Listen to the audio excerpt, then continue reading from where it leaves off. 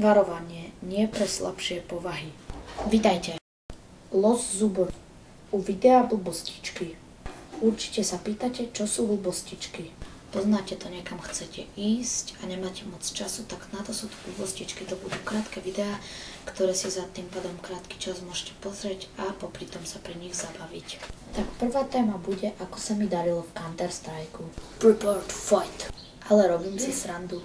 Prepare to fight. Druhá téma bude, prečo tučňak nelieta. Zvyčajne chcem robiť 3 témy, ale tým, že toto je prvé video, tak spravím len 2. Podľa mňa vedecké výskumy by hovorili niečo také, že je im zima a preto nelietajú, ale nie, to by určite nehovorili. Tučňaci sú takí tlstí, že im by zima nebola a hlavne podľa mňa ich tie krídla neunesú. Prečo by sa asi klzali po bruchu, kebyže nie sú tlstí?